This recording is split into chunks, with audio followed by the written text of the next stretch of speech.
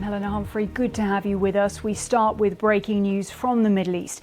Gaza's Civil Defense Agency has said that about 100 people have been killed in an Israeli airstrike on a school in Gaza City. Hamas has called it a dangerous escalation. Well, these are pictures from the scene. 3 Israeli rockets are reported to have hit the Al-Tabayin school in the Daraj district, which was being used to house displaced civilians. The Israeli military has confirmed that a strike took place. Our correspondent Jenny Hill is in Tel Aviv with the details.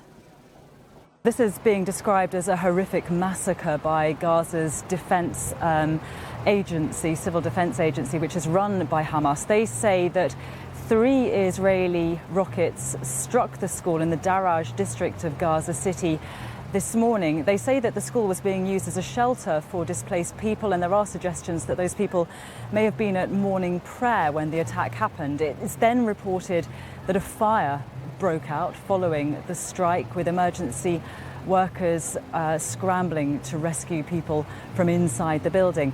Now, the Israeli military has confirmed the strike, but they say that the school was housing a Hamas command center. It's the second strike on a Gazan school in as many days, and in fact, Israel has repeatedly struck schools in Gaza in the last week or two. Each time the military insist that they are in effect pursuing legitimate targets, that the schools are housing Hamas bases. They also insist that through the use of precision missiles and intelligence, they are doing their best to mitigate the loss of civilian life.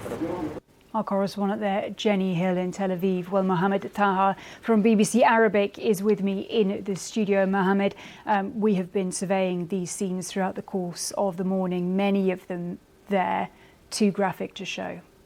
Indeed, the number of people killed in this horrific attack reached 125 so far, and the number is continuing to rise as the people who are injured, they cannot find place to be treated. The only hospital that is working in this area is Al-Ahli Al-Ma'madani Hospital. It has got only 60 beds. The people who are injured are more than this. We saw pictures earlier of people are queuing outside the hospital. There is no place to have them unless the injured people would be having urgent help from the international community.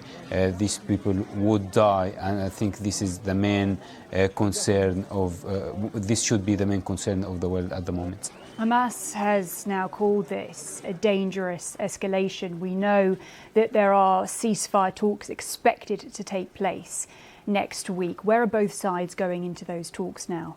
Yeah, Hamas also said that without the American support to Israel, Israel wouldn't do that. Hamas is hinting that while the United States is calling for the ceasefire talks on Thursday, whether in Cairo or in Qatar, they support Israel with weapons and with political and military support, and this is giving Israel the momentum to launch attack in Gaza, in West Bank, in Syria and in southern Lebanon in the last few hours. So Hamas practically is saying, how come you are inviting us to the negotiating table and at the same time supporting Israel to do these attacks inside Gaza and to kill also the leaders outside Gaza, as they did with as Ismail Haniyeh was killed in Iran and as Samir al-Jamal was killed in the last few hours in southern Lebanon. Mohamed Taha there from BBC Arabic. Thank you very much for your continued reporting.